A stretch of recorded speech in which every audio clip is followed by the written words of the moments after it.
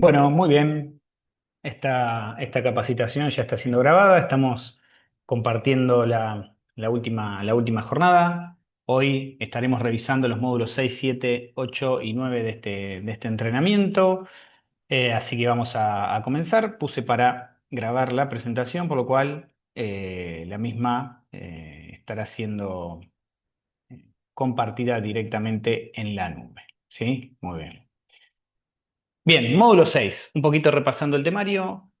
Hablar acerca del ciclo de vida de un proyecto para de planta puesta en marcha, así desde su inicio, la transición, las actividades que se generan en medio del proceso y las operaciones de puesta en marcha, Greenfield versus planta en operación, Weekly Safety Meeting, la importancia en este fundamentalmente en aquellos proyectos de larga duración, la importancia de estereotipar o ser constante en este tipo de reuniones de seguridad semanales, en donde se repasan temas vinculados al presente de la obra con respecto al estándar de seguridad que se está llevando adelante. De la mano de eso, la importancia de la visibilidad gerencial y el famoso Safety Minute, eh, que hace referencia a la voz, ¿sí?, del principal nivel jerárquico de la organización en pos de la seguridad y de las tareas preventivas en momentos fundamentalmente críticos dentro de una obra o dentro mismo de una parada de planta, planes y programas de seguridad, planificación de las tareas y terminaremos este módulo hablando acerca de los permisos de trabajo y los análisis de riesgo que en distintas organizaciones tienen distinto nombre, pero con el mismo espíritu de analizar las actividades, evaluar los riesgos y establecer los controles necesarios para que el personal no se lastime. ¿Sí?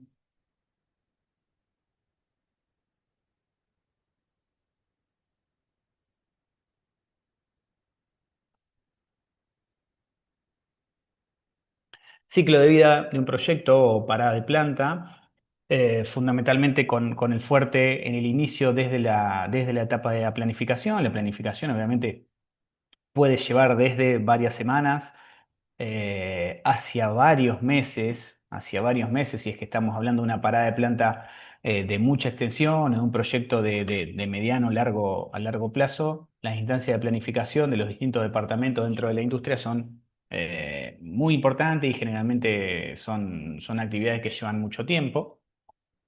Y a partir de toda la planificación de las actividades, en donde ya se tiene el dato duro de cuál es el alcance de la obra, del proyecto, del revamping, de la parada de planta, quiénes son las empresas contratistas que van a prestar servicio, con cuánta cantidad de gente aproximadamente, cuáles son los trabajos más críticos. Bueno, ahí se tienen suficientes herramientas ya para poder trabajar en los análisis de riesgo y en el IPER, ¿no? La identificación de peligros y la evaluación de riesgos con sus controles correspondientes, ¿no? Siempre mirando con el objetivo, con la finalidad de evitar accidentes, evitar incidentes y obviamente pensando no tener daño, no tener lesión, no tener impacto al medio ambiente y tampoco a la comunidad en general, ¿sí? Weekly Safety Meeting. ¿M? Reunión de seguridad semanal, encuentro de seguridad semanal. A ver, eh, es un encuentro, ¿sí? Generalmente en donde hay alguien de peso dentro de la actividad, ¿sí? Puede ser un gerente operacional, puede ser un gerente de seguridad, puede ser un coordinador de seguridad, puede ser el director de la obra, inclusive, o el gerente de obra. No necesariamente tiene que ser alguien vinculado al área de seguridad, salud y medio ambiente, sino que sí es importante que pueda ser una cara muy visible dentro de la parada de planta, dentro del proyecto, del revamping, ¿sí? Eh, es más, si quien lidera este encuentro de seguridad semanal no es alguien puntualmente del área de higiene y seguridad y medio ambiente, es mejor, ¿sí? Porque está dando un mensaje a alguien que no es del rubro, no es del área, pero sí es una cabeza de grupo importante que está bajando un mensaje alentador con respecto a la seguridad, ¿sí? Generalmente, en esta reunión semanal, se trata de bajar un mensaje concientizador, ¿sí? Dar un pantallazo de cómo se está trabajando en la actividad, contar qué está sucediendo, cómo lo están solucionando y cuáles son las medidas preventivas que se van a mejorar, se van a implementar para que esas situaciones dejen de suceder si es que hubo algún evento o algún tipo de aviso de riesgo, por ejemplo, ¿sí? Ahí leyendo un poco de teoría en la pantalla, la importancia se considera una práctica de liderazgo central para fomentar la cultura de seguridad. Fíjense que estamos hablando de una reunión semanal, ¿sí? Algo estereotipado, algo ya preestablecido, es decir, con suficiente tiempo como para poder crear un hábito. Es decir, bueno, a ver, la reunión semanal de seguridad, el encuentro semanal de seguridad es una instancia muy importante dentro de este proyecto, ¿sí? Hay que llevarlo adelante. Tienen que estar liderados por personal de rango importante dentro de la organización o del proyecto, y tienen que participar los máximos referentes, ¿sí? Objetivo, concienciar o concientizar, capacitar, repasar protocolos, analizar actividades que están por llegar en el corto plazo, ¿sí? La rigurosidad de las mismas y los controles necesarios, eh, riesgos específicos de las tareas semanales, prevenir accidentes, ¿sí? Un mensaje claro con respecto a el grupo total dentro de esa obra.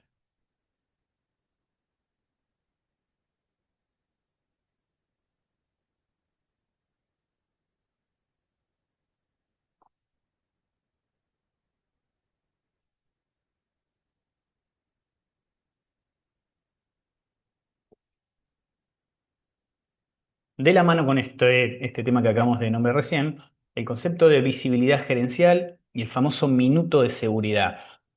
Eh, el minuto de seguridad no es similar a la reunión semanal de seguridad, sino que es un momento, eh, y muchas veces se suele utilizar dentro de una obra importante, eh, cuando hay cuestiones que están pasando seguido, cuando se están reportando situaciones inseguras, condiciones inseguras o actos inseguros, ¿sí?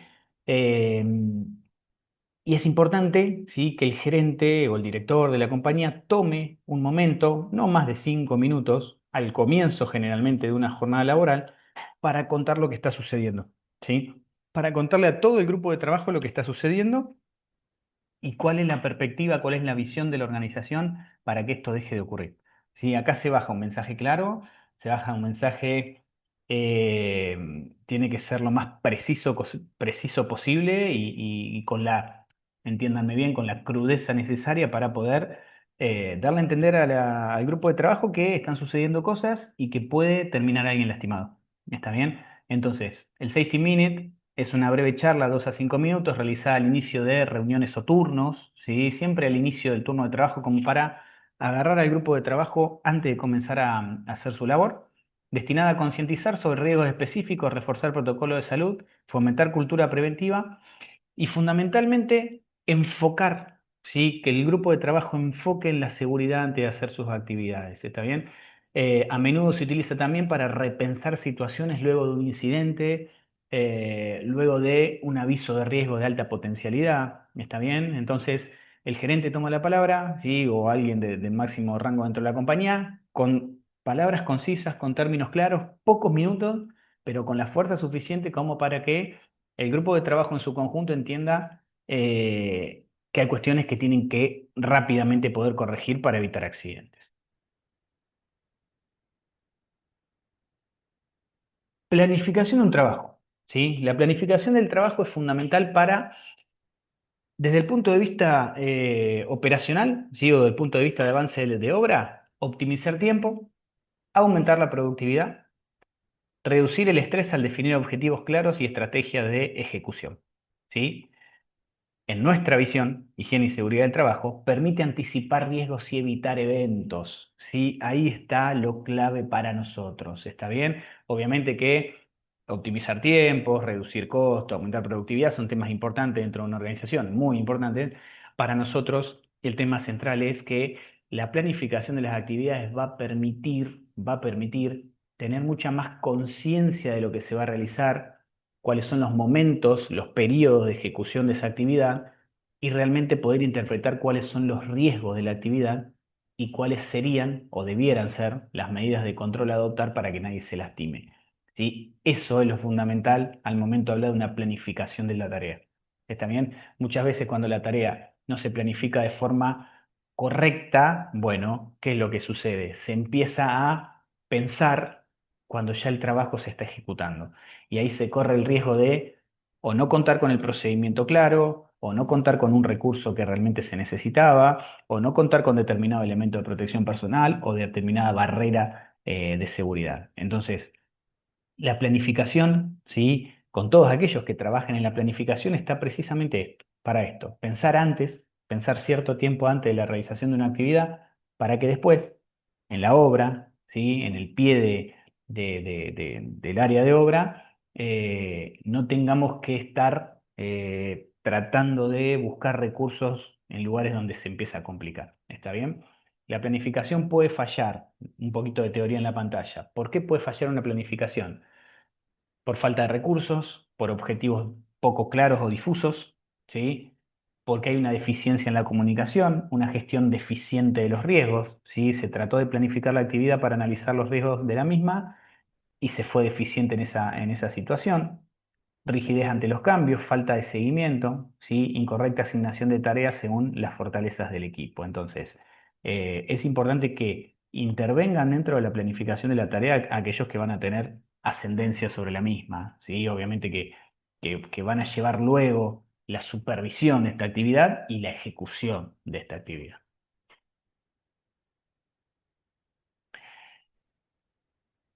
Un tema central dentro de obra, ¿sí? Y estamos hablando en este caso cualquier tipo de obra a cielo abierto y cualquier tipo de obra dentro de industria. Y obviamente en este tema que nos compete a nosotros, la industria petrolera, ¿sí? La industria de refinación. A ver, programa de seguridad. Obviamente que todos ustedes están en conocimiento de esto, pero es importante compartir este concepto, ¿no? Toda obra que cuente con determinado tipo de actividades merece contar con un programa de seguridad. Este programa de seguridad es un documento en el cual la empresa o las empresas que van a llevar adelante la actividad de construcción, ¿sí? Como dice el ejemplo, construcción, demolición o excavación, eh, le cuenta fehacientemente dentro de este documento que se denomina programa de seguridad a la aseguradora de riesgo de trabajo cuál es el alcance de la tarea, cuáles son los posibles plazos de la ejecución, qué tipo de maquinaria, equipo y herramientas va a utilizar, cuál será la nómina del personal que va a llevar adelante esa tarea, y es un documento que va firmado por el responsable de seguridad de la empresa, por el responsable o dueño de la empresa también, y por el director de obra, ¿sí? Ese documento se presenta ante la aseguradora de riesgo de trabajo de la empresa que va a generar la actividad. La ART se toma unos días para su revisión y luego emite su aprobación, ¿sí? Su aprobación o su rechazo en el caso de que encuentre alguna consistencia en la documentación o requiera que se amplíe o se modifique alguno de los puntos del programa de seguridad, ¿sí? Pero el programa de seguridad es un documento clave para poder comenzar una actividad de obra, ¿sí? Si no está el programa de seguridad y la actividad requería, bueno, no está permitido comenzar la obra. Ahora bien, hay algunas cuestiones básicas que la normativa pide al momento de exigir o no un programa de seguridad. ¿Cuándo empieza a ser obligatorio un programa de seguridad? Cuando, por ejemplo, dentro de esa obra va a haber actividades a 4 metros de altura o más. Va a haber demoliciones, va a haber excavaciones, va a haber actividades cerca o en líneas de media o alta tensión, por ejemplo, ¿sí? Son todas actividades que de realizarse en esa obra requerirán previamente la presentación de un programa de seguridad, ¿sí? El contenido ya lo nombramos, La forma que se presenta también ya lo dijimos, se presenta ante la RT, quien emite una constancia de su aprobación. Y el programa de seguridad será realizado conforme al tiempo de ejecución de obra. Puede ser algunos meses, pueden ser un periodo de 6 meses o puede ser un programa de seguridad anual, por ejemplo.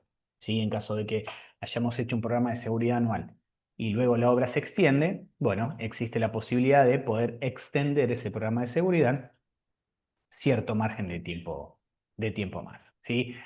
Dependiendo si la empresa que realiza la actividad es la contratista principal, es una subcontratista, por ejemplo, bueno, hay distintas resoluciones de programas de seguridad de acuerdo a cada uno de los casos que se va a llevar adelante o de las formas en las que se va a llevar adelante la obra.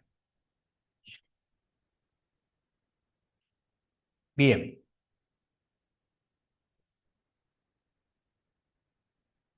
permiso de trabajo y análisis de riesgo.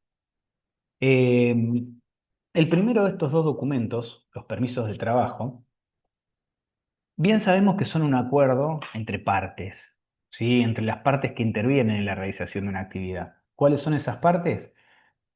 La parte que debe ejecutar un trabajo de armado de andamio, reparación, ensayo no destructivo, inspección visual, montaje de cañería, actividad de hormigón armado, la actividad que deba realizar. Si esa es la parte ejecutante.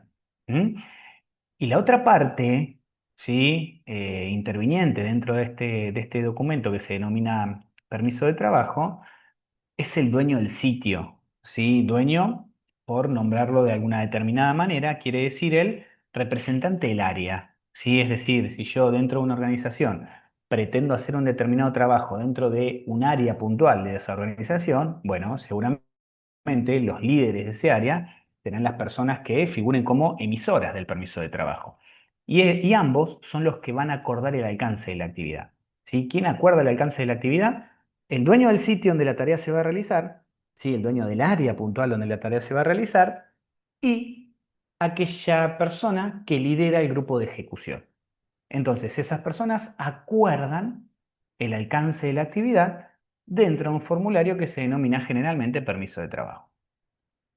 El permiso de trabajo es un documento formal y obligatorio para poder gestionar, controlar y autorizar actividades, ¿sí? O tareas de alto riesgo o no rutinarias, ¿sí? Generalmente ese es el concepto, que el permiso de trabajo se lleva adelante cuando se necesita ejecutar tareas que no son rutinarias, es decir, que no forma parte del grupo de operaciones de la planta, ¿sí? Sino que son tareas que van por fuera de esa rutina. ¿Está bien? Entonces, para poder llevar adelante la tarea, analizar los riesgos de un entorno fundamentalmente de trabajo, es que se acuerdan el alcance de la actividad. Dentro de ese acuerdo, ¿qué cuestiones traería aparejado esto? Bueno, acordar la fecha de la actividad, acordar la hora de inicio, acordar el área donde se va a realizar, acordar la cantidad de gente que va a estar presente en esa actividad, porque generalmente en un formato de permiso de trabajo claramente se colocan cuáles son las personas que van a realizar la actividad y algunas cuestiones vinculadas a los riesgos de esa actividad y fundamentalmente al entorno donde la van a desarrollar. ¿Sí? Si tanto la parte de la ejecución de la actividad como la parte de la emisión, ¿sí? Del permiso de trabajo están de acuerdo, con cómo se completa el alcance de la actividad, ambos firman este permiso de trabajo y queda sellado ese acuerdo por esa jornada de trabajo.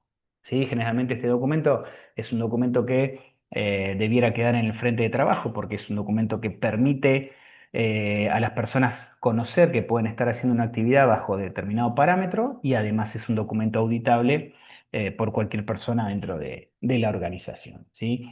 Y generalmente, de la mano de un permiso de trabajo o acompañado de un permiso de trabajo, a diario se genera una herramienta fundamental para todo grupo de trabajo, que es el análisis de trabajo seguro, ¿sí? El ATS. ¿Qué es un ATS?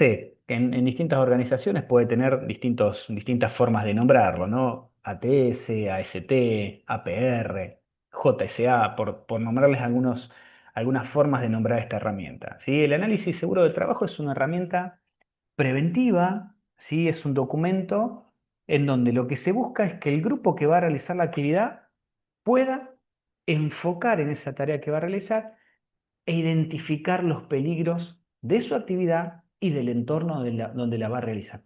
¿Sí? Es un documento que desglosa generalmente tres columnas, ¿sí? Que serán los pasos de la tarea, los peligros potenciales de cada paso de la tarea y en una tercera columna, generalmente, cuáles serán las medidas preventivas o las medidas de control para evitar que el personal sufra algún tipo de evento, ¿sí? Para que el medio ambiente se vea dañado, para que no haya impacto a la comunidad vecina y para que no haya ninguna cuestión vinculada también a un daño material o un daño del patrimonio de la organización.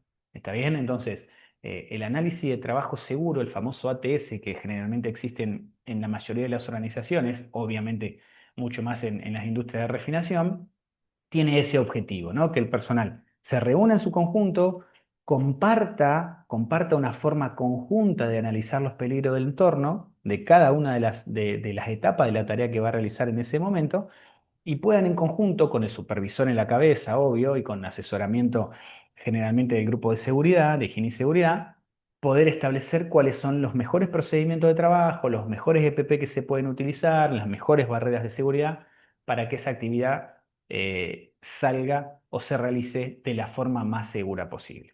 ¿Sí? Bien.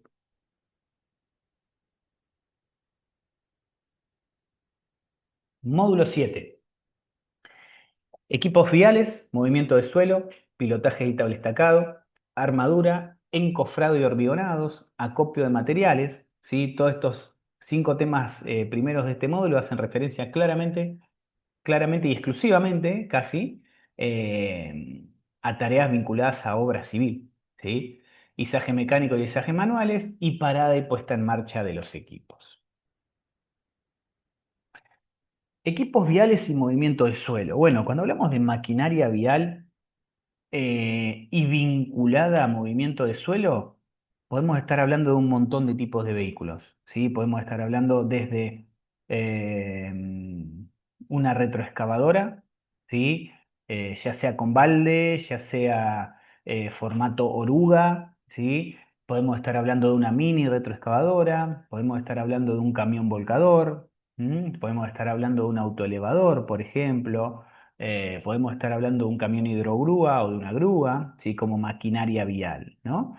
Eh, las cuales vinculadas al movimiento, vinculadas a la parte de la circulación dentro de una obra o dentro de una industria, presentan riesgos muy similares. Obviamente desde su operatividad o desde su función, cada uno de estos equipos tendrá obviamente distintas formas de operar, pero vinculado a los riesgos propios de la maquinaria pesada, suelen compartir muchos riesgos importantes para el personal, ¿sí? Entonces, la seguridad en maquinaria vial exige inspección previa, frenos, luces, sistema hidráulico y varias otras. Uso obligatorio de elementos de protección personal, ya sea para las personas que están operando y para las personas que están en la cercanía. Ahora vamos a hablar claramente de eso. Cinturón de seguridad al momento de operar, ¿sí? Operar con personal capacitado, respetar límites de velocidad, mantener visibilidad, utilizar señales sonoras, mantener distancia de obstáculos y peatones para evitar accidentes graves. A ver, estos vehículos de gran porte tienen una cuestión a tener muy en cuenta que son los famosos puntos ciegos, ¿sí? Los puntos ciegos son aquellos puntos que el operador de un vehículo como este, ¿sí? O un equipo vial como los ejemplos que estamos dando, a medida que el equipo es más grande, ¿sí? En proporciones, tiene muchos más puntos ciegos, que son lugares en donde puede posicionarse una persona, puede posicionarse un vehículo más pequeño, puede posicionarse o puede estar posicionada una parte estructural de la planta o de la obra y por estar colocada en un lugar de visibilidad reducida del operador o del chofer, se le hace imposible poder verlo, ¿no? Entonces, no solamente es importante el manejo preventivo, ¿sí? Que haga el operador o que realice el operador, sino la forma y el lugar de respeto ante la maniobra, es decir, que el resto, los terceros de la maniobra, los peatones o aquellos que están haciendo alguna otra actividad por fuera de la máquina, se pongan a un lugar de resguardo. ¿Está bien? Operación segura, propia del operador. Utilizar el cinturón de seguridad en todo momento.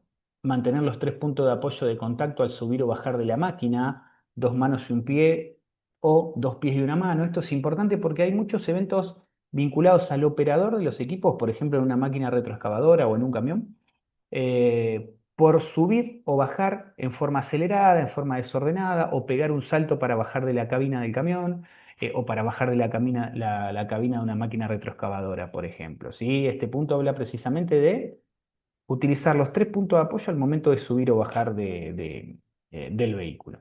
No transportar personas adicionales, estar atento a los posibles puntos ciegos, algo que hablábamos recién, alrededor del equipo. Y para el entorno de trabajo, ¿sí?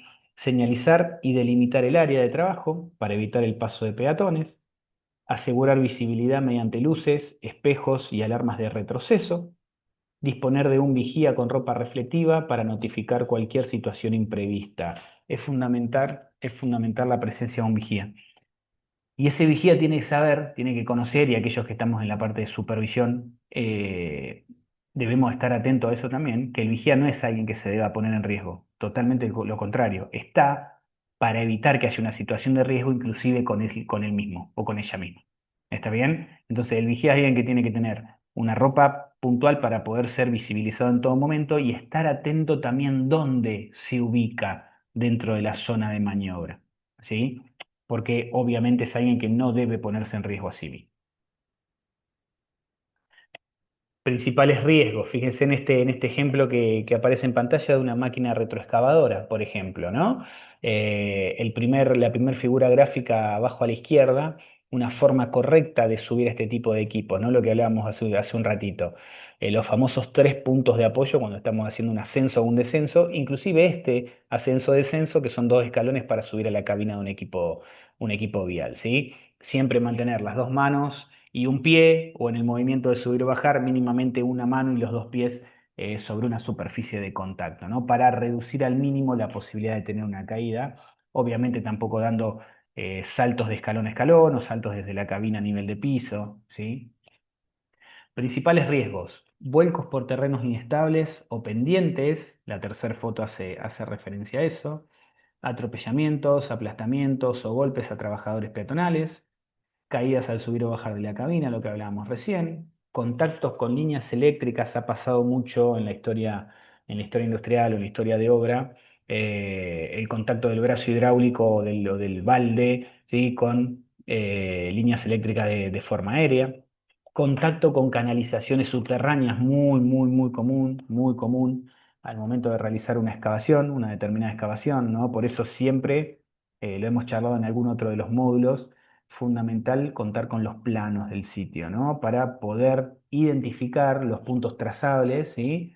Donde pudiéramos encontrar alguna canalización subterránea de agua, de gas, de algún producto, de algún tipo de materia prima o producto que se utiliza en la industria, por ejemplo. Y fallos estructurales al superar la capacidad nominal de carga, ¿no? Es decir, sobrecargar el equipo, ¿sí? Más allá de su propia capacidad de carga.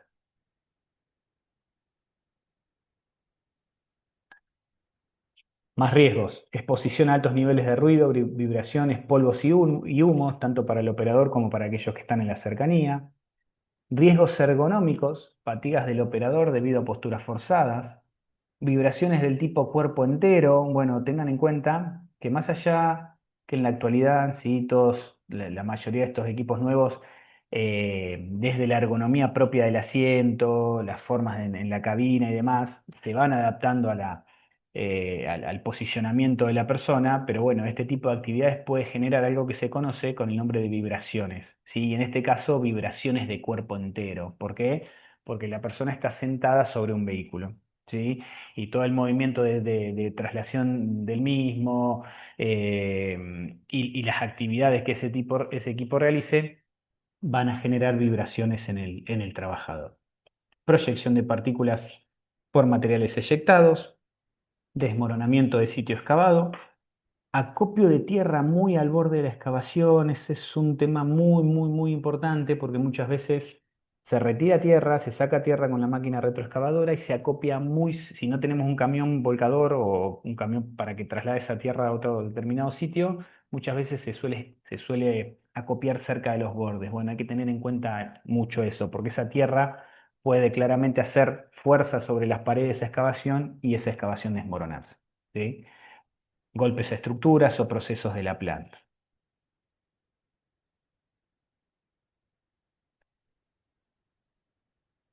Bien, dentro de actividades muy particulares en obras civiles por ahí de gran magnitud, eh, en donde por ahí la inestabilidad de un determinado terreno o el peso importantísimo de las estructuras o equipos que después deban montarse en un determinado proyecto de ampliación, por ejemplo, hacen que en ese terreno deban fabricarse o montarse pilotes, ¿sí? El pilote o la actividad de pilotaje, como tenemos el ejemplo en la pantalla, consiste en hincar o perforar pilotes, ¿sí? Que pueden ser columnas ya sea de hormigón o de acero, por ejemplo, en forma profunda en el terreno hasta encontrar una capa resistente que haga tope o aprovechar la fricción del suelo para dar estabilidad, ¿sí? Para dar estabilidad precisamente a la obra, ¿no? Que se va a montar luego, al edificio que se va a construir, al puente que se va a construir, al muelle, a las estructuras de la planta, al posterior montaje de una torre, de un horno, por ejemplo. ¿Sí? Hay dos tipos de pilotes dentro de la generalidad, ¿no? Pilotes in situ y pilote hincado. El pilote in situ son elementos de cimentación profundo construidos directamente en el terreno, por eso la denominación in situ. Se construye el pilote en el lugar, ¿sí? Mediante una excavación o perforación se perfora el lugar, ¿sí? Y se va con una mecha, ¿sí? Llegando a la profundidad necesaria de ese pilote. Una vez que se llega a la profundidad necesaria, se coloca una armadura y a partir de la colocación de esa armadura, ¿sí? Ya se tiene el recinto, el pilote, para poder volcar hormigón ahí y que el pilote quede prefabricado en sitio. ¿Está bien? Por otro lado, el pilote hincado es un pilote que ya viene prefabricado, se traslada prefabricado al sitio de obra donde se tiene que verticalizar y hundir ese pilote, ¿sí? En el terreno. Y precisamente los pilotes hincados son elementos estructurales prefabricados, como dice el ejemplo, de acero, de hormigón, por ejemplo, introducidos en el terreno mediante golpes o vibraciones de una maquinaria. ¿Está bien? No requieren excavar, ¿sí? Van insertados en el suelo a través de la fuerza eh, y compactan el suelo a su alrededor y transmiten cargas pesadas a capas sólidas, ¿sí? Siendo ideales, como dice el ejemplo también, para terrenos inestables. Y fíjense en las imágenes de la pantalla. Estas dos imágenes hacen referencia a pilotes in situ, ¿sí? Donde dijimos que a través de la maquinaria que tenemos en la izquierda de la pantalla, con esa mecha, ¿sí? Se va perforando el terreno, se va colocando algún tipo de armadura, y una vez que la armadura está colocada, se hace o se realiza el vuelco del hormigón, ¿sí? Y el pilote queda prefabricado en el sitio.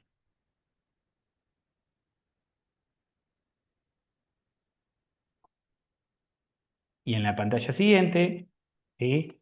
Lo que podemos ver son pilotes hincados, ¿sí? El pilote se traslada hasta el pie de obra, ¿sí? Fíjense la foto de más abajo a la derecha, la cantidad de pilotes que ya están introducidos en el terreno, ¿sí? Y mediante una pilotera, a través de golpes con una parte estructural, generalmente denominada martinete o con algún nombre similar, ¿sí? Ese pilote verticalizado por acción de la fuerza, va, ¿sí? Siendo introducido en el terreno hasta la profundidad conocida, ¿sí? Hasta la profundidad necesaria. A ver, principales riesgos, bueno, es maquinaria muy pesada. En el caso, obviamente, de los pilotes hincados, tenemos el riesgo en el momento de la verticalización del pilote y durante toda la inserción del pilote dentro del terreno, ¿sí? Tenemos el riesgo, como vemos en pantalla, vuelco de la maquinaria, caída de personas a distinto nivel, ¿sí? Por sitio excavado, fundamentalmente en los pilotes in situ, golpes y atrapamientos.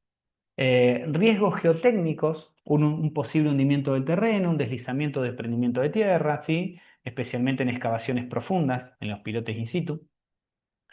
Riesgo eléctrico y subterráneo, porque a ver, esto no deja de ser eh, una excavación de alguna manera, ¿sí? Porque estamos introduciendo un material de profundidades importantes dentro de un terreno, ¿sí? De alguna manera esto es una excavación, fuera de una excavación tradicional, pero es una forma de introducir algo en un terreno y dentro de esa inserción de ese material o de esa perforación para realizar el piloto in situ en el otro caso, podemos llegar también a toparnos con alguna cañería o canalización subterránea, ¿sí?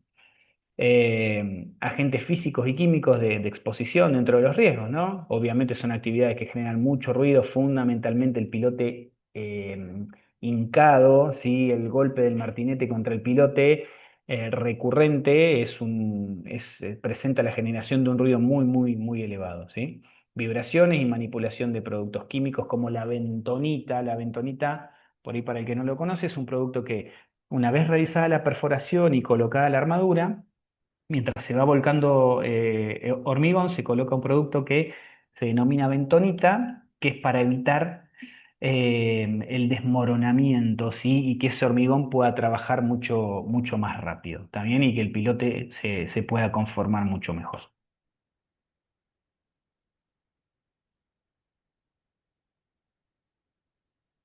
Dentro de las cuestiones vinculadas a tablestacado, ¿sí? Eh, En nuestro país hay una normativa muy, muy fuerte para las excavaciones que superan el metro 20 de profundidad, ¿sí? Que es la resolución 503 del año 2014. Y esa normativa se referencia a muchas cuestiones muy, muy, muy importantes con respecto a excavaciones de profundidad, como dije recién, superior al metro 20. Y una de las cuestiones tan importantes hace referencia a los tablestacados, ¿sí?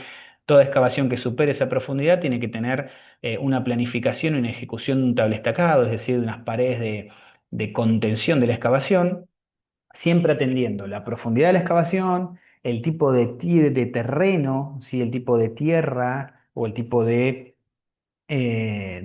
área a la cual se va a exponer a una excavación, ¿sí? Y poder determinar el material con el cual se va a realizar el tablestacado. Si no debiera es un error muy, muy grave, un desvío muy, muy grave, que una persona baje a una excavación sin que esa excavación tenga una contención o tablestacado conforme a la normativa que acabo de mencionar.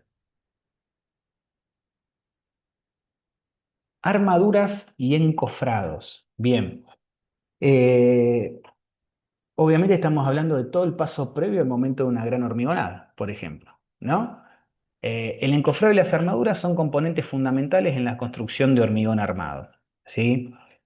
El encofrado viene siendo como la contención primaria, el molde de contención, como dice el ejemplo, ¿no? Esa contención, ese encofrado puede ser de madera, puede ser de metal, puede ser de plástico, ¿sí? Que es el material que le va a dar la forma al hormigón fresco, ¿está bien? Obviamente debe tener ciertas características dependiendo del tipo de hormigón, la superficie a hormigonar, los metros cúbicos que se necesita hormigonar, ¿no? Pero debe tener cierta resistencia, ser estanco y seguro, es decir, que la fuerza que ejerce el hormigón cuando se está volcando dentro de ese encofrado no repercuta en la apertura eh, pronta o en la apertura accidental de esas paredes de la contención. Por eso tiene que tener una cierta forma, una cierta rigurosidad. ¿Está bien? Se pueden utilizar paneles de madera, fenólico, aluminio o acero para estructuras, ya sea una base, una platea, una columna, una losa, una viga, ¿sí? Que se debe hormigonar. Y las armaduras, ¿sí? De alguna manera son las jaulas de acero de refuerzo, ¿sí? Que aportan la resistencia a la tracción, ¿sí? Obviamente, para que el hormigón pueda trabajar mucho mejor, ¿sí? Y se pueda unir mucho más resistente dentro de esas paredes de contención que son los encofrados, ¿no? Se cortan y doblan barras de acero de distinto diámetro, atándolas con estribos para formar esas jaulas de refuerzo, ¿no? Obviamente el diámetro que puede llegar a tener cada una de esas barras de esas armaduras, obviamente tendrá que ver con el sitio hormigonar, la carga que tendrá ese sitio después y un montón de otras cuestiones. Principales riesgos durante la tarea de armado de armadura y colocación de encofrado. Caída de distinto nivel, porque bueno, piensen ustedes que muchas veces eh, se tienen que hormigonar pisos superiores o se tienen que hormigonar losas o columnas, por ejemplo, y el personal debe trabajar en la altura, ¿sí? eh, atrapamiento y aplastamiento, manipulación de paneles de encofrado. Hay paneles de encofrado que son pesados o que se colocan también en nivel de trabajo en altura y pueden generar con una caída del mismo algún tipo de aplastamiento de una persona o de atrapamiento de la misma. Caídas al mismo nivel, caídas a distinto nivel, golpes y cortes, ¿sí? Fundamentalmente, cuando hablamos de corte, hacemos referencia a el uso de algún tipo de sierra circular, por ejemplo, que se tenga que utilizar para cortar madera, cortar algún tipo de fenólico para el armado de ese encofrado de madera, ¿está bien? Cortes con amoladora, por ejemplo, para poder llegar a cortar alguna varilla de hierro y armar la armadura. Sobreesfuerzo, la cuestión ergonómica también, porque estamos hablando de materiales pesados y de por ahí movimientos con cierta repetición. Riesgo eléctrico por algún tipo de maquinaria eléctrica que se tenga que utilizar, una sierra circular, una moladora en diversas ocasiones, ¿sí? Y ahí, como último punto, dentro de los riesgos propios de estas dos actividades, hace referencia a desplome o derrumbe, ¿sí? Por falla en el cálculo o montaje de los puntales. Piensen que en este ejemplo, si yo tengo que hormigonar una losa, ¿sí? Tiene que estar todo desencajonado y desencofrado, pero tiene que estar debidamente apuntalado, ¿no? Y es necesario hacer los cálculos de los puntales que yo necesito de acuerdo a los metros cúbicos de hormigón que en ese ejemplo pueda llegar a tener esa losa. ¿Está bien? En la pantalla tenemos varias imágenes, ¿sí? Las dos imágenes de arriba, fíjense que tenemos distintos tipos de armadura, ¿sí? Seguramente de distinto diámetro de la varilla de hierro y distinto tipo de la varilla de hierro también. Eh, y tenemos una imagen muy clara abajo de la pantalla eh, de un tipo de panel de encofrado de una marca muy reconocida, que son paneles estructurales ya preparados y que se van encastrando, que se van asegurando entre sí con un nivel de detalle mucho más importante que hacer una contención encofrado con un fenólico. ¿Está bien?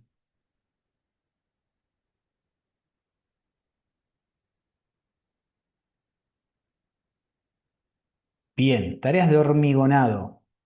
Eh, Hay mucho tipo de hormigonado, mucha clase de hormigonado. Podemos estar hablando desde el hormigonado con un trompito eléctrico, ¿sí? Para bases chicas, por ejemplo, como hormigonados ya mucho más preponderantes, en el cual podemos llegar a utilizar, obviamente, el camión hormigonero con canaletas para direccionar el vuelco de hormigón y mucho más importante también cuando se utilizan bombas propulsoras de hormigón para poder llegar con el brazo articulado a hormigonado de losa o hormigonado de distintos niveles en una estructura, ¿no?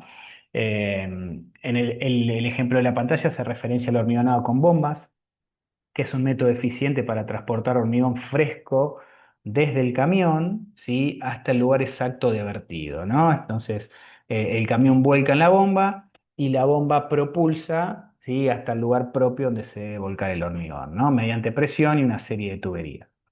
Utiliza bombas hidráulicas para mover la mezcla a grandes alturas, distancias horizontales o zonas de difícil acceso, agilizando precisamente la obra.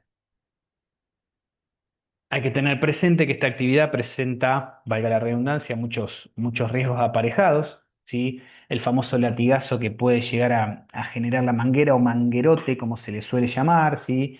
Tengan presente, ahora vamos a ver seguramente en imágenes en pantallas que siguen, que el manguerote que produce el vuelco del hormigón es un manguerote de muchos metros de largo, ¿sí? Con un buen diámetro que una vez que está volcando el hormigón se hace muy difícil de contener para una sola persona. Entonces, en los momentos de corte abrupto y de propulsión del hormigón, son momentos en donde que la persona se debe posicionar y muchas veces acompañado de alguien más, ¿sí?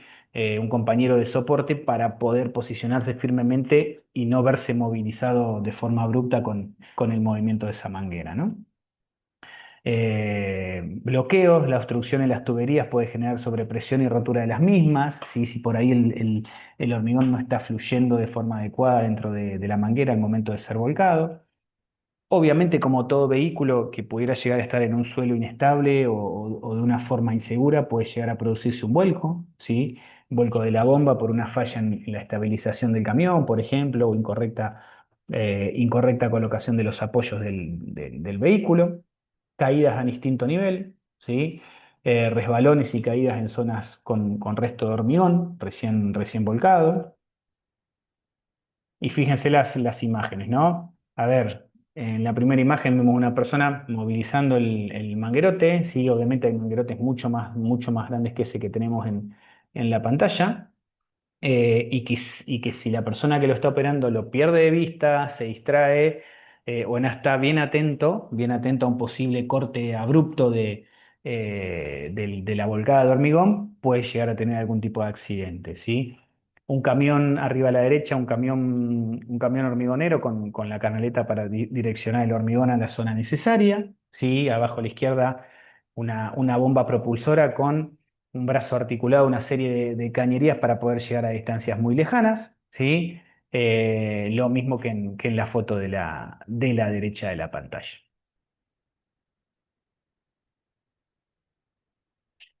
Acopio de materiales. Eh, Obviamente que depende del material, del tipo de material, de la cantidad de material, y de la necesidad en cuanto a tiempo de acopio de material. Va a haber mucha diferencia en este tema puntual, ¿sí? A ver, lo que hay que hacer referencia acá es la necesidad imperiosa que los distintos tipos de materiales a utilizar en la obra, ya sea en una zona alejada de la obra, ¿sí? De un acopio eh, permanente durante mucho tiempo hasta que sean requeridos, o por ejemplo un acopio cercano al pie de la obra, la importancia es que todos los materiales pudieran estar de forma ordenada, los cuales no tengan chances de poder desestabilizarse y caer, e impactar o poder producir algún contacto o aplastamiento de una persona. eh, a ver, el acopio seguro de materiales en obra garantiza la integridad física de los trabajadores, la importancia de que los materiales no estén dispersos por cualquier sitio para que todo el personal se pueda desplazar de la mejor manera, ya sea a pie o ya sea con algún tipo de vehículo industrial, ¿sí? También hablando de la protección de los insumos y la eficiencia de la cuestión logística dentro de la obra, ¿no? Implica organizar áreas secas, llanas, libres de obstáculos para que el desplazamiento personal sea lo mejor posible, segregar materiales peligrosos, estivar cargas para evitar caídas, ¿sí? Y mantener despejadas la vía de evacuación y circulación, ¿sí? Fundamentalmente, hay que tener mucho cuidado en la obra o en la industria, de no bloquear ningún tipo de salida de emergencia, elemento de lucha contra incendio, acceso, ingreso o egreso a sectores de escalera, por ejemplo. eh, y siempre tener presente que lo que más liberado tiene que estar dentro de una obra son aquellos lugares en donde se pudiera necesitar salir de forma rápida y segura al momento de haber una emergencia.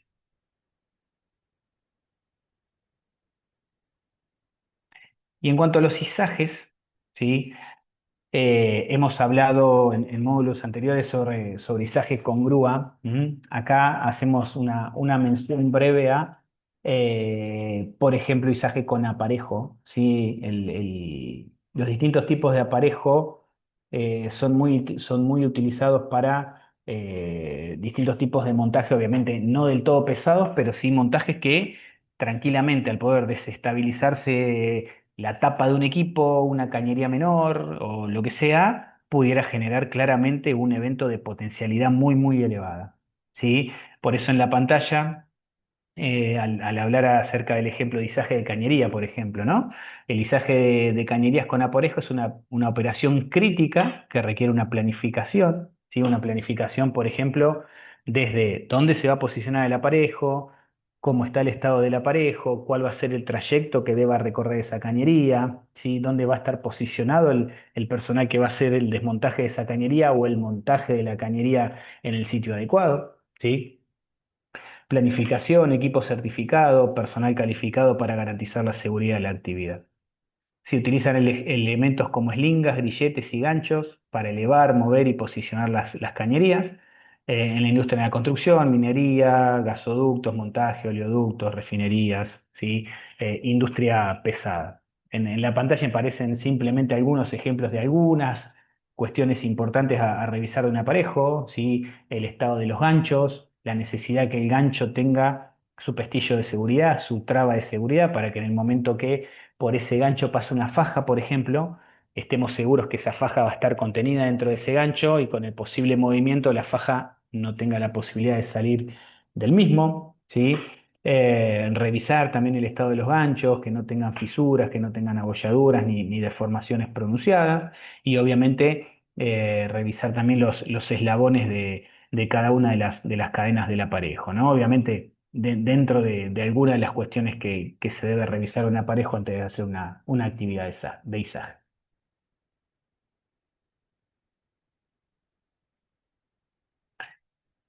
Parada y puesta en marcha de equipo. Bueno, acá hay una breve mención porque este tema eh, se refuerza en los últimos dos módulos, fundamentalmente en el último de esta capacitación que vamos a ver en algunos minutos más adelante.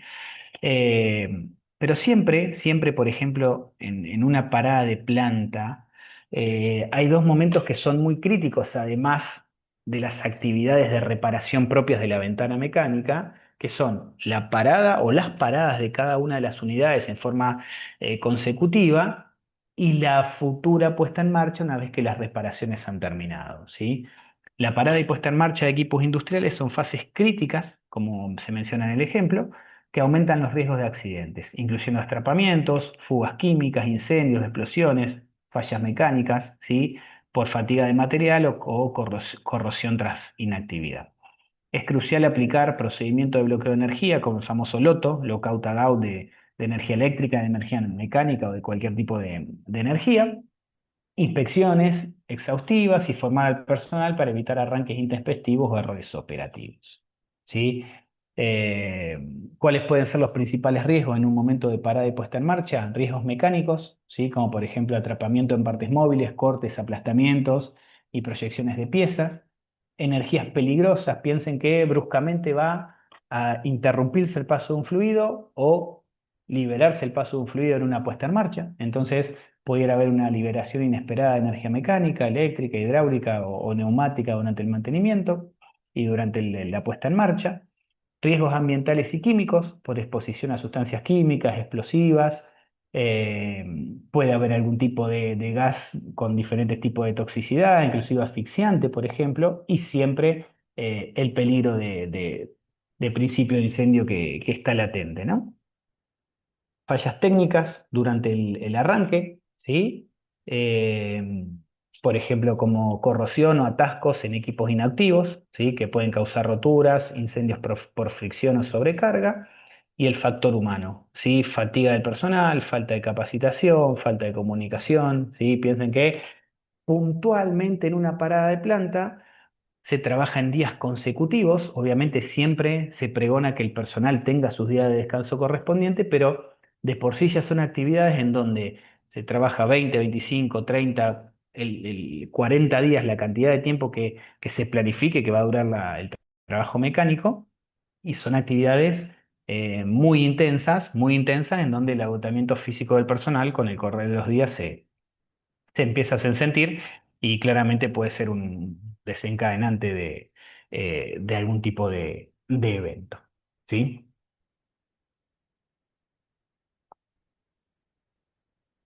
Bien, hacemos un breve corte y continuamos con el módulo 8.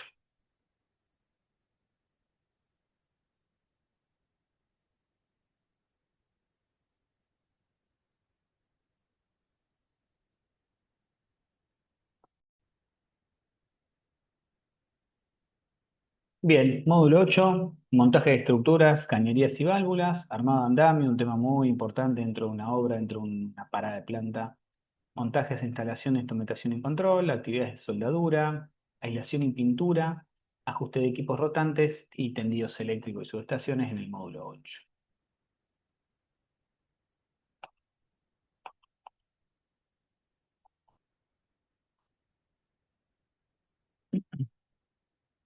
Montaje de estructuras, cañerías y válvulas. El montaje de cañerías requiere un análisis previo de las operaciones de descarga, izaje y posicionamiento de las mismas.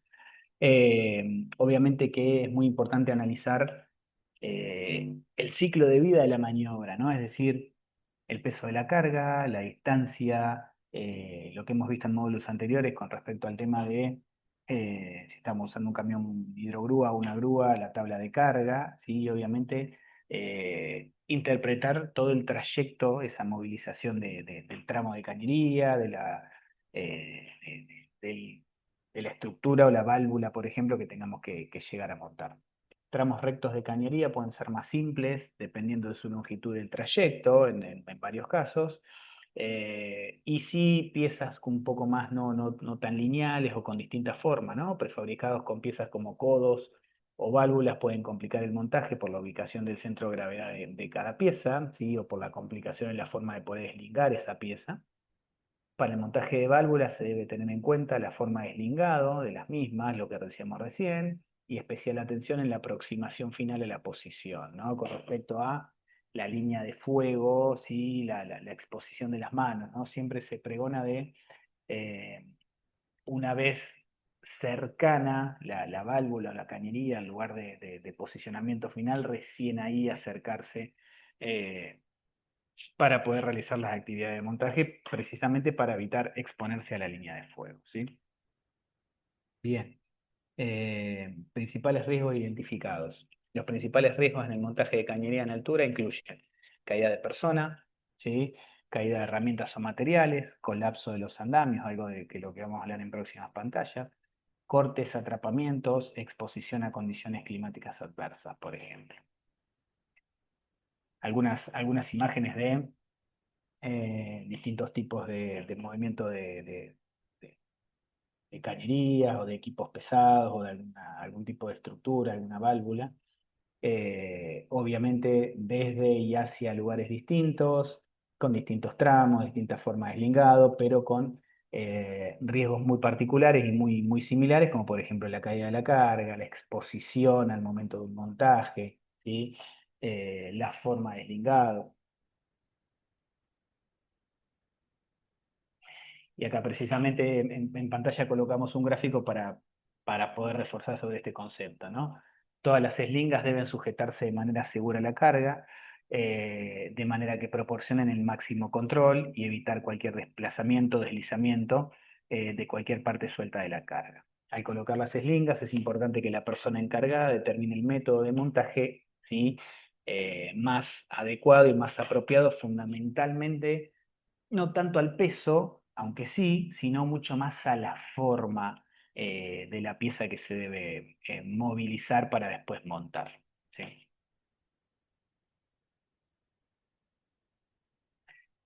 Armado de andamio, un tema clave dentro de cualquier tipo de actividad en industria. ¿Sí? A ver, para poder realizar el armado de andamio es importantísimo contar con personal especializado y certificado, instruido para poder hacerlo, ¿sí? Fundamentalmente porque estamos hablando generalmente en este tipo de industrias y en este tipo de obras dentro de la industria de la refinación, generalmente hablamos de la utilización de andamios del tipo estructural, ¿sí? Obviamente ya no hablamos tanto de andamio modular, como sí puede haber en algún otro tipo de obra, eh, mucho menos ya andamios de caño y nudo y tablones de madera, que ya son de vieja data dentro de una organización de la industria de refino. Generalmente hablamos de este tipo de andamios estructurales.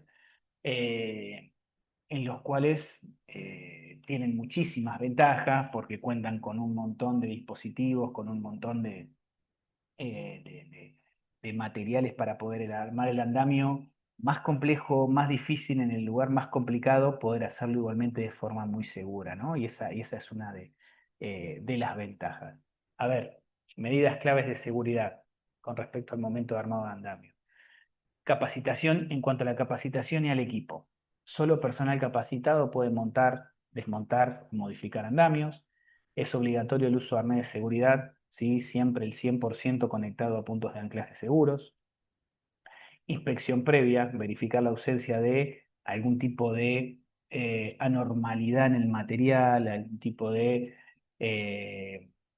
de, como dice el ejemplo, óxido en los caños del andamio, ya sea en los parantes, en las diagonales, eh, fisuras en las cuñas, correcta alineación de la estructura, tratar de visualizar si hay alguna parte soldada de la estructura, que esa soldadura esté debidamente completa y que no haya posibilidad de ningún tipo de grieta, ¿sí? Acuérdense que son lugares en donde luego se van a posicionar X cantidad de personas por metro cuadrado para poder hacer una determinada actividad, ¿sí? Terreno y estabilidad, clave. No siempre el terreno está de la mejor forma para poder armar el andamio. Muchas veces hay que adaptar ese terreno, ¿no? O acondicionar. Entonces, el andamio, como menciona el ejemplo, debe apoyarse en una superficie firme y nivelada, usando los tornillos de nivelación, para eso están, ¿sí? Tablones de reparto de cargas si es necesario. Eh, Hay una cuestión muy importante, acá lo vemos en el último ejemplo.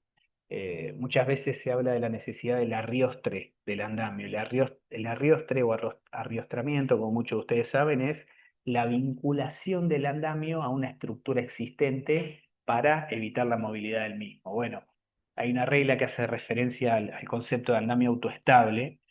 Eh, si la altura del andamio, ¿sí? Si la altura del andamio supera por el triple a la altura del lado menor de la base, el andamio ya se deja de considerar autoestable y eso requiere que el andamio esté debidamente arriostrado en forma segura a una estructura de planta para evitar que se movilice, ¿sí?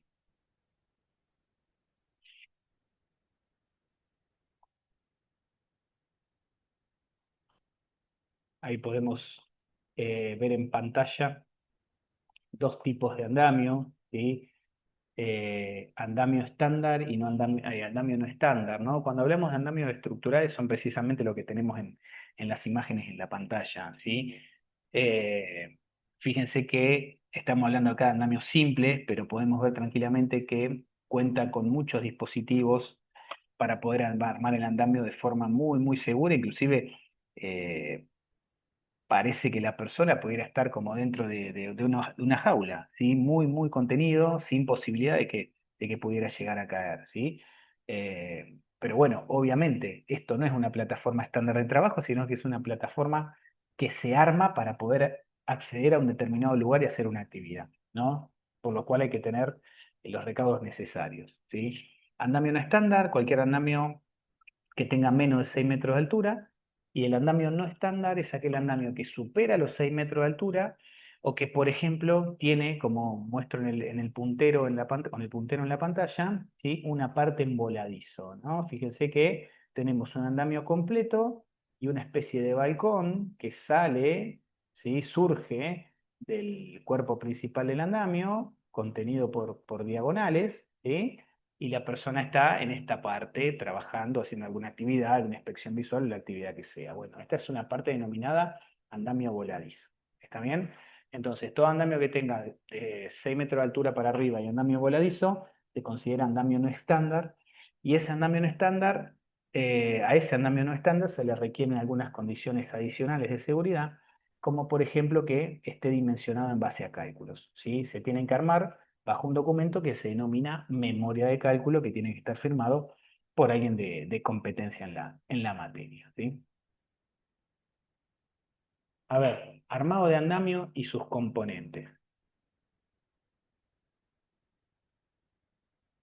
Muchas veces decimos que la actividad de armado de andamio, armado, modificación y desarmado de andamio, por ahí más que una actividad es como un arte también, ¿no? Porque el personal andamista está permanentemente a medida que está aumentando el nivel de su actividad en cuanto a altura nos referimos, está buscando permanentemente su punto de anclaje, está buscando su mejor posicionamiento a medida que va ganando altura la actividad o que se va reduciendo en altura la actividad si es que está desarmando el andamio, pero se va buscando a cada paso su propio punto de anclaje y lo tiene que hacer de la forma más segura posible, ¿sí? Acá en pantalla podemos ver todos los elementos estructurales de este andamio de este tipo de andamio estructural que lo hacen de los andamios más seguros en el mercado, en la industria de la construcción, ¿sí? Las bases niveladoras para suelos inestables, ¿sí? O para la necesidad de poder llegar desde el momento cero a nivelar ese andamio y que después sea construido de una forma lineal, ¿sí? Eh, Barandas, parantes, diagonales, que son las que le dan la estabilidad a los distintos cuerpos del andamio, plataformas tipo tablón, rodapié, muy importante, muchas veces vemos andamios en donde no se le da la importancia debida a la presencia de los rodapié. Bueno, acuérdense que el rodapié o guardapié está precisamente para evitar que una persona pueda posicionar su pie y tener algún tipo de resbalón, tropiezo, y fundamentalmente también para evitar que se pueda llegar a caer alguna herramienta o material que esté disperso en la entablonada del andamio. ¿Sí?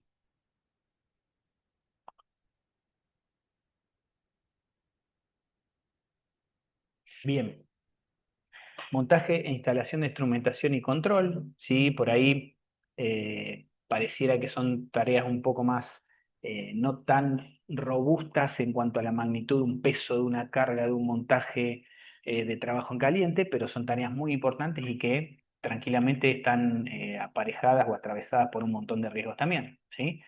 El cableado de instrumentación y control suele presentar dificultades asociadas a los últimos tramos hasta el instrumento. El tramo que corre por bandeja, si bien puede ser en altura, puede presentar otro tipo de riesgos también, ¿sí? Eh, los detectores de fire and gas, por ejemplo, suelen montarse con soportes que en algún caso pueden ser pesados, ¿sí? Por lo cual, lejos de ser un trabajo menor, puede ser una actividad que presente riesgo de caída al mismo nivel o a distinto nivel, ¿sí? Que presente golpes, que presente cortes, que pueda llegar a presentar en algunos tramos eh, algún posicionamiento de una forma no ergonómicamente deseada, por ejemplo, ¿no? Entonces, como dice el último punto, el control de trabajo en sus tres pasos definidos, ¿no? Permiso de trabajo, que vimos en el módulo anterior, análisis de riesgo y la famosa charla de los 5 minutos previos del comienzo de la actividad, son claves para que ningún tipo de evento suceda.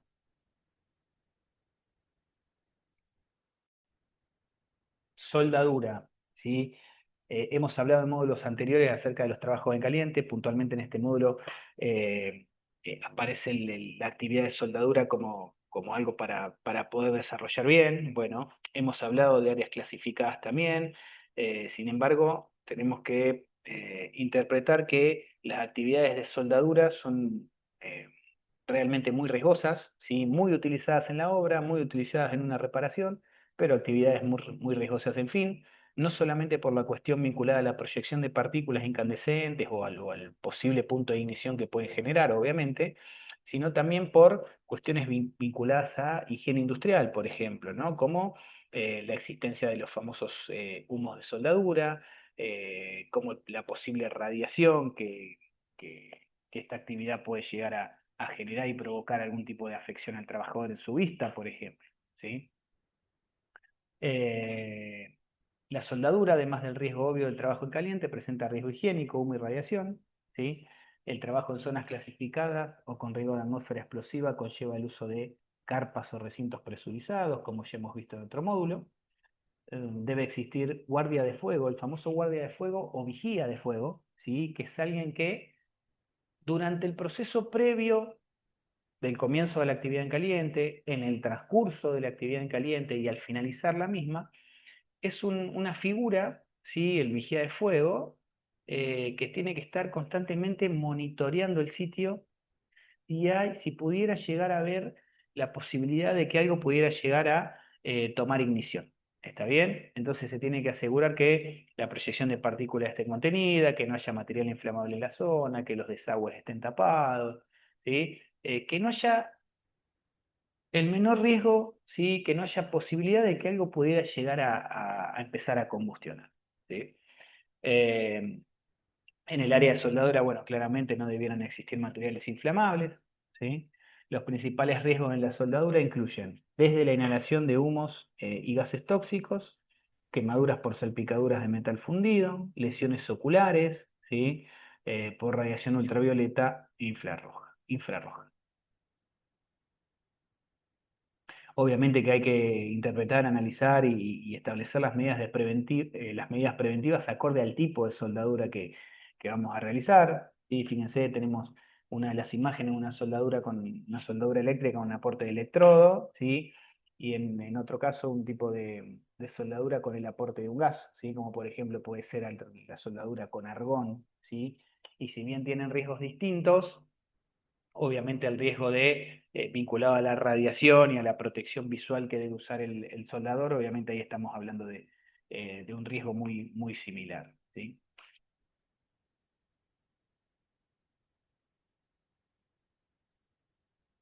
Bien, aislación y pintura. Eh, a ver, las tareas de montaje de aislación, ¿sí? Hacen referencia a las dos partes de una aislación en una cañería, por ejemplo, o en un equipo.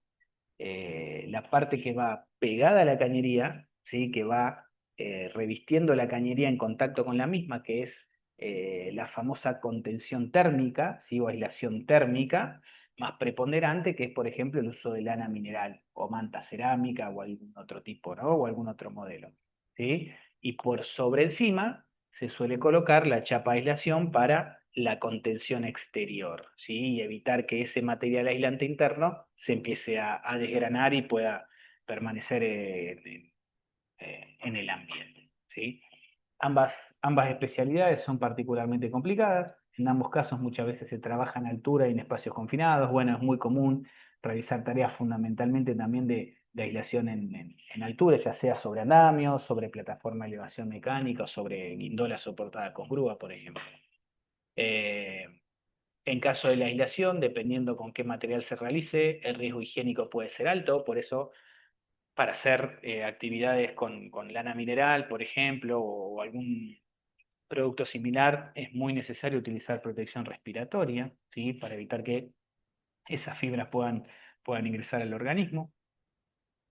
En el caso de la pintura, si utiliza pintura epoxi u otro tipo de elemento, también se dispara el riesgo higiénico y riesgo de incendio, ¿sí? Obviamente, si estamos haciendo una actividad de pintura, hay que ser muy cuidadoso de evitar cualquier tipo de fuente de ignición cercana. Se debe contar en el frente de trabajo con la ficha de datos de seguridad. Recuerden que hablamos de esto en módulos anteriores.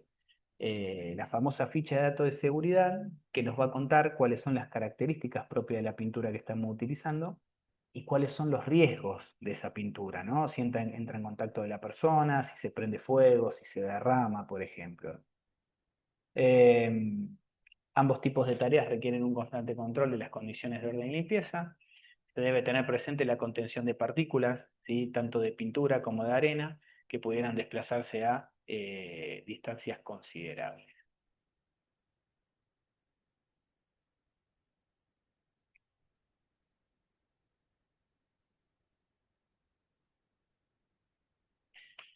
Bueno, acá un poco más de desarrollo fundamentalmente con temas vinculados a pintura, ¿sí? Las tareas de pintura pulverizada en plantas industriales conllevan una serie de riesgos significativos para la seguridad y la salud de los trabajadores, principalmente debido a la dispersión de partículas finas y vapores tóxicos.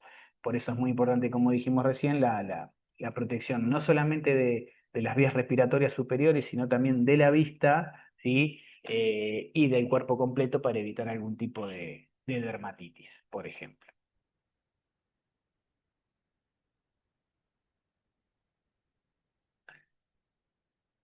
Lo que vemos en pantalla, ¿sí? Además de tareas de aislación y pintura, vemos una actividad de arenado, ¿sí? Las actividades de arenado como muchos de ustedes saben, tienen el objetivo de poder llevar un material, por ejemplo, en este caso estamos viendo el arenado de un tanque, llevar esa chapa de tanque a su estado virgen, ¿sí? Para luego seguramente hacerle algún proceso de pintura, ¿sí? La tarea de arenado o sandblasting consiste en proyectar abrasivos a alta velocidad con aire comprimido, ¿no? Generalmente arena para limpiar, desoxidar y preparar superficie, como por ejemplo superficie de hormigón, de metal, y tiene el objetivo precisamente de eliminar el óxido de esa chapa o de ese metal, la pintura vieja, ¿sí? Creando una superficie que mejora la adherencia de recubrimientos protectores. Es decir, que si yo lo tengo que pintar, el mejor recurso es poder arenarlo para sacarle toda la impureza y luego poder pintarlo de una forma mucho más profesional, ¿sí? Principales riesgos, bueno, riesgos respiratorios altos. Recuerden que la arena puede llegar a tener contenido de sílice. El sílice es un producto eh, muy perjudicial para la salud, ¿sí? Puede ocasionar distintos tipos de enfermedades, patologías, como por ejemplo cáncer de pulmón, ¿sí? Riesgo auditivo desde ya, porque la proyección de arena y la cercanía a esa actividad, a ese contacto de la arena proyectada con el material, es muy cercano y genera muchísimo ruido, ¿sí?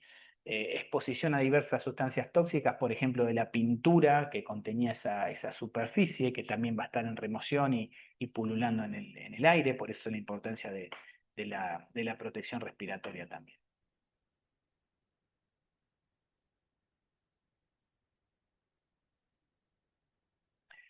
Ajuste de equipos rotantes. Todos los equipos rotantes requieren de alineación y ajuste de liberación. Para estas tareas el personal debe intervenir sobre equipos, en algunos casos energizados, ¿sí? Lo cual hay que tener muchísima precaución en esa instancia. La ergonomía, es decir, la posición del cuerpo con respecto a esa actividad, en este tipo de tareas muchas veces se ve impactada porque hay que, en muchos de los casos, eh, poder acomodarse al espacio físico que se tiene en ese momento, ¿sí? Principales riesgos: atrapamiento y enganche, corte, pinchazos y roce con distintos tipos de superficie, golpes y proyección de objetos, por ejemplo. Y en el caso de subestación y tendidos eléctricos, lo que tenemos que tener presente acá, fundamentalmente en el momento del tendido eléctrico, es que estamos hablando por ahí de cables de gran porte y de necesidad de movilización de esos cables de gran porte de tendido de muchos metros, ¿sí? De mucha distancia, por lo cual muchas veces es necesario tener algún tipo de soporte mecánico para poder hacer el tendido, desde ya que muchas veces los cables vienen bobinados y esas bobinas tienen que estar, como en la primera imagen, debidamente aseguradas para evitar el movimiento, y que suele ser una tarea que por ahí uno entiende que no son de las más rudas, entre comillas, dentro de la obra, pero sí, se necesita mucha impronta para poder movilizar cables de gran tamaño y poder posicionarlos de forma adecuada, de forma ordenada dentro de una bandeja, por ejemplo, ¿no? Y trasladarlo durante varios metros de forma segura, ¿sí?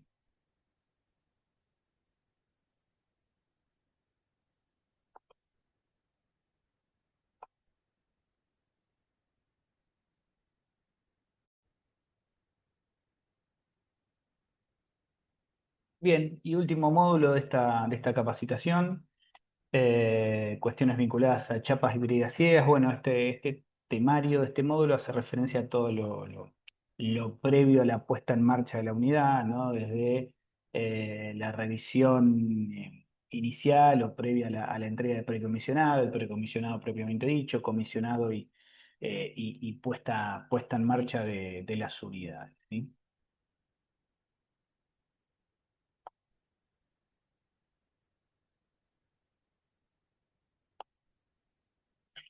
Chapas híbridas ciegas como parte fundamental de un bloqueo de energía necesario para esta última etapa cercana a la finalización de obra, ¿no? A ver, la brida ciega son piezas circulares sin orificio utilizadas para sellar el extremo de la tubería o recipiente, permitiendo el acceso rápido para mantenimiento. ¿Sí? Muchas veces, obviamente, las chapas ciegas se colocan entre dos uniones bridadas para poder ser mucho más rápido luego el mantenimiento de ese tramo de cañería, ¿no? Las chapas ciegas son discos metálicos planos que se insertan entre dos bridas para bloquear el flujo, ideales para actividades posteriores de mantenimiento. La buena práctica indica que las chapas ciegas deben estar señalizadas, ¿sí? Con un código de colores que indique su espesor y su serie para que sean concordantes con la unión bridada en las cuales se va a mantener en contacto. Las bridas ciegas también deben estar señalizadas y torqueadas, ¿sí? Con el torque exacto y debido en cada uno de sus espárragos para evitar que pudiera llegar a haber filtraciones de algún fluido por esa unión. Es muy importante analizar las cuestiones de seguridad vinculadas a actividades de retiro de chapa ciega, porque cuando se está retirando la chapa ciega, piensen que se está retirando el bloqueo de esa unidad, ¿sí? El bloqueo de esa unión bridada de cañería, y por ahí puede haber una pérdida de fluido e impactar en la persona, ¿sí? El retiro de una chapa ciega implica la liberación de un circuito o parte del mismo, además de la pérdida del criterio de cero energía. Las chapas ciegas son discos metálicos planos que se insertan entre dos vidas para bloquear el flujo, ideales para tareas de mantenimiento, lo que decíamos en algunos párrafos atrás, ¿sí? Bridas ciegas, fíjense, la brida ciega colocada al final de una cañería. Y acá tenemos una chapa ciega, en este caso se conoce con el nombre de figura 8, ¿sí? Una parte con un orificio en el medio, ¿sí? Y la parte que está en contacto con la unión bridada, una parte ciega, ¿sí? Si tuviera que eh, volver a permitir el pasaje de fluido por esta cañería, lo que se suele hacer es girar esta figura 8 y retirar la parte cegada y colocar esta parte que tiene el orificio entre la unión bridada, ¿sí? Entrega de equipos y sistemas es el momento en el cual los equipos pasan de un estado de construcción o mantenimiento a un estado operacional inicial, ¿sí? Por ende, debe asegurarse que las condiciones de seguridad son las adecuadas, ¿no? Entonces, estamos hablando acá de un paso previo del precomisionado, ¿no? Es decir, cuando la obra se va entregando, la actividad de reparación o la actividad de obra propiamente dicha se va entregando para que la planta se empiece a poner en marcha, ¿sí? Con algunas cuestiones previas que vamos a ver en las próximas pantallas. Este paso de entrega de equipos implica muchos requisitos legales, ¿no? Existencias de alguna barrera física, guardas, barandas, señalética, estado de funcionamientos de válvula de seguridad, como tantos otros. Es un proceso crítico, ¿sí? De transferencia que asegura que los activos instalados cumplan con los requisitos de diseño y funcionales, ¿sí? Involucra distintos tipos de prueba, verificación de componentes, entrega de documentación final, manuales, registros al equipo de operaciones, que son los que luego se van a hacer cargo de la planta, ¿sí? El objetivo de este proceso de entrega de los equipos y sus partes intermedias es garantizar un arranque seguro y eficiente de la planta. Dentro de este pasaje de obra a operación, ¿sí? Hay varias instancias. Una de ellas es la revisión de seguridad previa al arranque, ¿no? La Pre-Start Safety Review, el PSSR, como se lo conoce fundamentalmente en la industria, ¿no? ¿Qué es esta revisión previa al arranque? Es una verificación formal y sistemática antes de poner en marcha equipos nuevos o equipos modificados luego de un revamping, ¿sí? O tras una parada de mantenimiento. Garantiza que el proceso es seguro, cumpliendo con procedimientos, capacitación y normas técnicas para evitar accidentes, ¿sí? En paradas de planta es básicamente controlar que todo quede como estaba antes de la detención, ¿sí? Que quede como estaba antes de la parada de planta, ¿no? Obviamente todo reparado, ¿sí? Y en proyectos es dar una línea de base respecto de que todos los elementos de control e instalaciones se encuentran en buenas condiciones. Es decir, todo lo que se montó, ¿sí? Poder hacer una revisión y entender, ¿sí? Que luego en la parte operativa eso podrá funcionar de acuerdo a los requerimientos, ¿no? Debe ser realizado por los ejecutores y controlado por seguridad de procesos. Interconexionados y fiscalización de etapa de cero energía. Cuando una planta se termina o termina una parada de planta, se empieza a obtener un fluido y energía de distintos equipos, ¿sí? O de distintos circuitos. En el caso de las paradas de planta, este proceso suele incluir el retiro de chapa ciega, ¿sí? Lo cual siempre es un momento crítico, el retiro de la chapa ciega, ¿no? Es decir, si yo retiro una chapa ciega es para que luego empiece a circular fluido por ahí. En el caso de los proyectos, el proceso de conexión suele ser más lento y hay posibilidad de que exista un mix de equipos energizados al lado del equipo que aún no está conectado. En ambos casos, la señalización y sectorización se vuelve fundamental. Además de todo lo anterior, debe reflejarse en el sistema de permiso de trabajo. Y llegamos a la etapa de precomisionado y el comisionado, ¿sí? Dos etapas críticas independientemente antes o inminentemente antes del proceso de puesta en marcha, ¿sí? Eh, si bien esta etapa requiere un alto control sobre lo documental, también suelen existir diversas actividades. No es solo revisión de documentación, sino que existen muchas actividades vinculadas a precomisionado y a comisionado. Es importante que en las charlas mínimas de 5 minutos de trabajo y en el permiso de trabajo y en el ATS sean tan efectivas como en las etapas anteriores, ¿sí? Porque acá es donde se va a analizar que todo esté en forma adecuada y segura para una futura puesta en marcha de forma eficiente. ¿Sí? A ver, ¿qué es el precomisionado? Es una etapa crítica de la verificación, ¿sí? Donde se realizan pruebas estáticas que se realizan inmediatamente después del completamiento mecánico. Una vez que todos los trabajos mecánicos terminan, se empieza a comenzar, se empieza a realizar la etapa de precomisionado, ¿sí? Y es precisamente la etapa anterior antes de introducir algún tipo de energía o fluido en un equipo o en una cañería. ¿Mm? Su objetivo principal es asegurar que todo se haya construido conforme al diseño y de forma segura.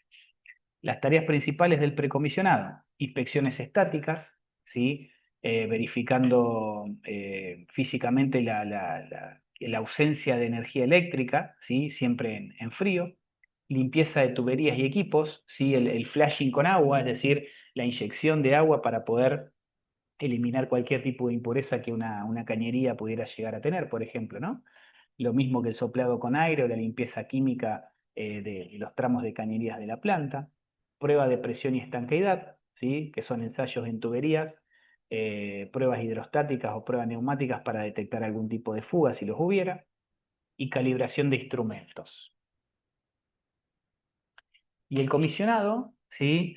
Es la etapa en donde se verifica y documenta que todos los sistemas, ya sean instrumentación, eléctricos y mecánicos, funcionen de forma segura y según el diseño, ¿sí? Antes de la operación. ¿Mm? Tareas principales. Acá ya hay tareas en caliente, ¿sí? Energización de equipos, verificación del sentido de giro de motores y bombas, prueba de lazos de instrumentos y pruebas funcionales de sistemas integrados, alineación y calibración, ¿sí? De equipos rotativos y calibración de instrumentos de control. Obviamente todo lo vinculado a documentación también, ¿no? La elaboración de protocolos, lista de chequeos, reporte de algún tipo de anomalía, ¿sí? Los famosos punch list, los pendientes, y gestión de la documentación técnica. Y en cuanto a seguridad, verificación de enclavamientos, seteo de válvulas de seguridad y procedimientos para evitar riesgos en la transmisión a la puesta en marcha.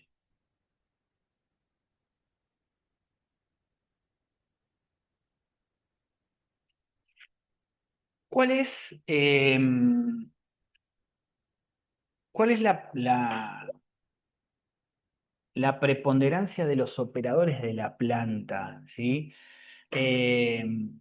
A ver, tanto en proyectos como en parada de planta puede haber interacción con los operadores de planta, ¿no? A ver, operadores de plantas aledañas o los futuros operadores que tomarán la posición de esa etapa que está en construcción, ¿sí? O de esa etapa que está en reparación. Entonces, siempre lo que suceda con el grupo de operadores de planta como nexo será siempre muy importante y más en aquellos operadores de planta que luego formarán parte de esta planta nueva, siempre que estemos hablando de una construcción de una planta nueva, ¿no? Y en el último caso, como vemos en el último punto acá en la pantalla, durante paradas de planta, el rol clave del grupo de operadores de la organización incluye la preparación de equipos, el bloqueo y etiquetado, ¿no? El famoso loto, generalmente el bloqueo de las unidades proviene del grupo de operadores, el monitoreo, la ejecución de procedimientos, la gestión de riesgos y la supervisión del contratista, garantizando un reinicio seguro y ágil. Y por último, y para finalizar este último módulo de la capacitación, el momento de la puesta en marcha, ¿sí? Que es, junto con el momento de la detención de las unidades, el otro momento crítico de una actividad de obra, llegando a su final y poniendo fin al, al momento de obra en sí y ya pasando al 100% de la parte operativa, ¿no? Como se menciona en la pantalla, el momento de la puesta en marcha, ya sea de un proyecto finalizado o de una planta, luego de una parada, conlleva riesgos distintos a lo de la etapa de ejecución de las tareas, claramente. Es fundamental que los ejecutores de las tareas comprendan este cambio, ¿sí? Deben respetarse las áreas de proyección y contacto posibles, como así también los chequeos previos al arranque. La puesta en marcha de una planta conlleva altos riesgos debido a la introducción de energía, fluidos a presión y sustancias peligrosas, por primera vez, ¿sí? Destacando incendios, explosiones, fallos técnicos, errores humanos y liberación de energía inesperada. A ver, si bien la revisión de PSCR, como vimos recién, el precomisionado, las actividades realizadas en precomisionado y realizadas en comisionado, lógicamente se llevan adelante para que en el momento de la puesta en marcha el margen de error sea lo más cercano a cero posible, siempre la puesta en marcha es un momento crítico, ¿sí? Porque a las unidades les empieza a llegar energía para poder comenzar a operar, ¿sí? Y se pasó de una actividad de obra, ya sea una obra de mucho tiempo como un proyecto, una ampliación, un revamping, o de algo más acotado como una parada de planta, sin embargo se pasó de un momento en donde había cero energía a otro momento en donde empiezan a liberarse de esas energías para que las unidades se empiecen a poner en marcha, ¿no? Entonces, es un momento crítico de la obra que, como les digo, todas las etapas anteriores trataron de llevar el riesgo de que algo suceda en forma inadecuada a un nivel lo más tolerable posible, lo más cercano a cero posible, ¿sí? Así que bueno, con esto damos por finalizado estos módulos del día de hoy.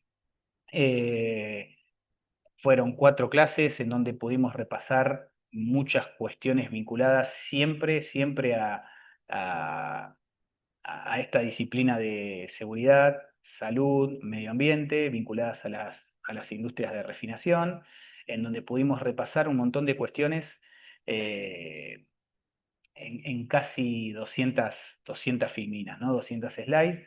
Creemos que hemos visto un pantallazo muy importante de todas las cuestiones vinculadas a, como habla el título de esta presentación, higiene y seguridad en proyectos, paradas de planta y actividades de revamping.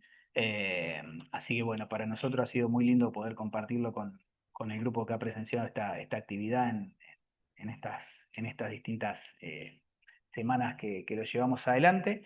Así que bueno, esta grabación también se va a compartir en la nube para que ustedes lo puedan tener.